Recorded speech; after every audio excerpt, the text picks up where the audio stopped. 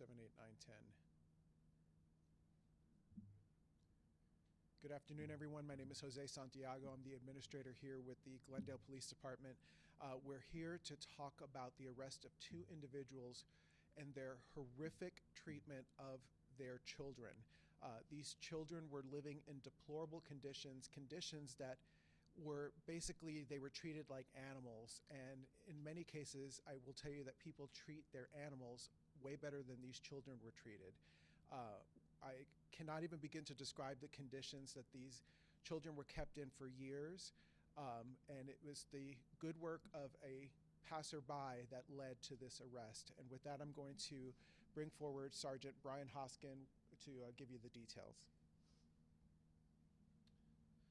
Thank you, Jose.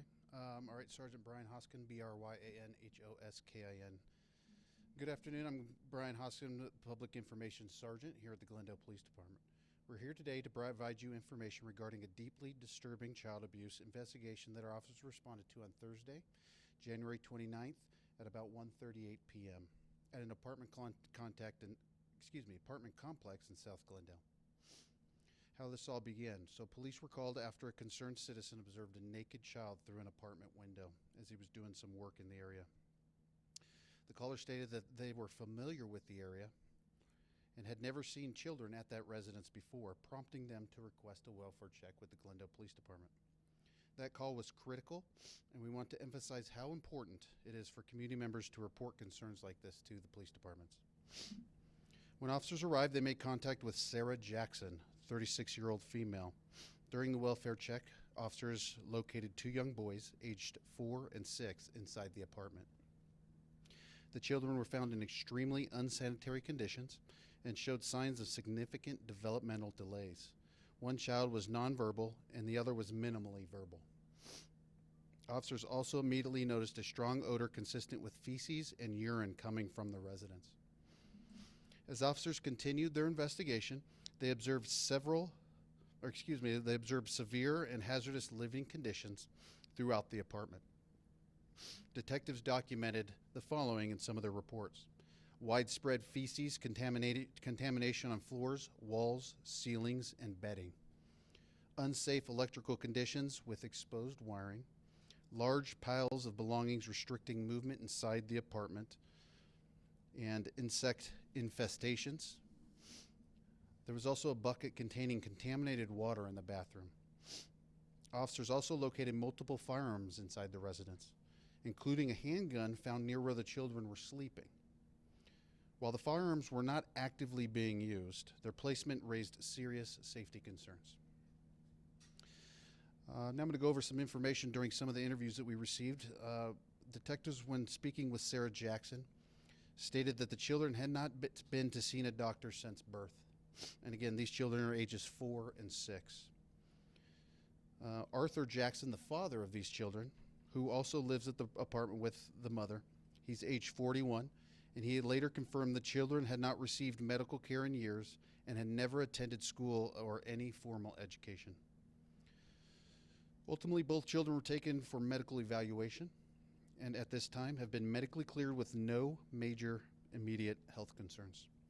They have since been placed into the custody of Department of Child Safety, where they will receive continued care and services. Both Sarah Jackson and Arthur Jackson were arrested. Each has been charged with 2 counts of child abuse, violation of Arizona Law 133623B1. Those are Class 4 felonies. Both the suspects, the last I checked, are remaining in custody and are being held on a $25,000 bond. So in closing, this is an extremely difficult case involving young children who were unable to protect themselves. We are grateful to the community member who spoke up to our officers and our officers who investigated, who worked quickly to ensure these children are now in a safe environment. At this point now, if you have any questions, we'll try to answer those for you. Yeah. Has police ever been to that apartment, or are you aware if DCS has ever been? From what I read in any of the reports, there was no prior history at this time that I'm aware of. How long do you think these living conditions were going on for? From what I read, they moved into this specific apartment in about 2023 during the interview with Arthur. Since then, they lived in another apartment in Glendale at a different location. unknown if it was similar conditions at both locations, but at least they've been at this location since 2023. And this individual who was familiar with the area, with that apartment, with that family, or I should say the parents, that's all that they've saw since the time they'd been there. Can you elaborate a little bit more on how important it is to speak up when you see something that seems out of the ordinary? Yeah, so we're always open to working with our community partners. Obviously, that's everybody who's in our community. We need your help in order to do our job because we can't be everywhere at once. We don't have eyes everywhere, and we need that assistance for people to point out these types of things to us. Again, we have non-emergency numbers that you can call if you don't feel that it's necessary to call 911. We will take those calls. We take all of those calls seriously, and they will go into a queue and prioritize. They get prioritized from 1 to 4, 1 being most serious types of crimes that we need to respond to immediately, down to 4, which can sit and wait potentially for some time. We try to get to those within 15 to 30 minutes at most, in most cases. But our dispatchers will prioritize those cases, so don't feel like anybody out there, don't feel like they are bothering us with something that may be nothing. That's for us to determine. We'd rather come out there and it be nothing than it be something and somebody doesn't report it. Piggybacking on that, have any neighbors been interviewed since? And was the man who first called the police, was he a resident of this complex or just someone who lived in the area? The individual who called is just from the area. I don't have any information that he actually lived on the property. As well as of right now and as of what we have, nobody else in the area has been interviewed. That is something that detectives may be continuing to do in their investigation. That detective who's the lead on this case is actually not in today, so I didn't get a chance to speak to him this morning or this afternoon. But that's some good follow-up questions that we can ask him tomorrow. We've seen the pictures. What precautions do officers take when they're going into situations like this? So it could be kind of risky. Obviously, first responders, the ones who initially get there, sometimes don't have the time to put on their protective gear before they have to rush into a situation like that. It's always recommended. We have health and safety officers that's just their job within the departments that always try to make sure that we have the equipment we need, gloves, booties, suits if we need to. But like you know, booties and gloves may be a situation that they can put on in this situation, seeing that they were able to retrieve both children. But at the same time, I know at this instance, officers weren't able to do that. They had to go in, and there's just some descriptive information in some of the reports where their boots were sticking to the ground, and it just kind of whatever was smashed into the carpet and the ground, because they had to make sure that there was nobody else in danger in that house. And sometimes we have to put ourselves at risk in order to save someone's life or to make sure that someone's taken care of like that. Can you kind of go into a little bit more detail about what the conditions were? You just, like I said in here, just stuff piled up everywhere, little walkways around the apartment. I think some people may classify it as like maybe something of a hoarder type stuff piled up where you had to kind of walk your way around into the apartment, as you can see in some of the pictures. Just horrible living conditions, something that you wouldn't even wish on your worst enemy. And as Jose said earlier, you know, people won't even put pets, people won't even put animals that they're raising in conditions like this. And outdoors in a barn could be better conditions than what we saw in this apartment. Were there any signs of physical abuse as well as the obvious signs of neglect? No, I read about that, and the detective did some follow-up with the medical facility that they were transported to, and they confirmed that they didn't see any physical abuse, any signs of physical abuse to the children.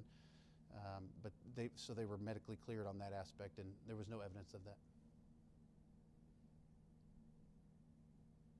Okay.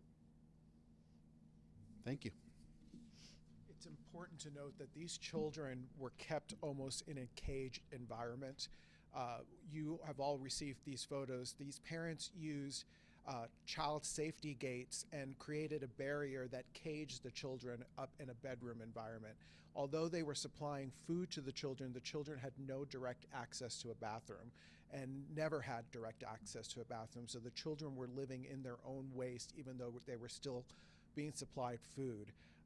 Again, the conditions here were so deplorable that our officers were quite in shock when they arrived on the scene, and did everything that they could to not only get these children into a safe environment. There was a family pet that was living there as well. That family pet has also been taken from this environment, and it appeared that the family pet was actually treated better than these children were in this environment, just to give you an idea of the treatment that these parents were receiving, or giving, I should say, to their children.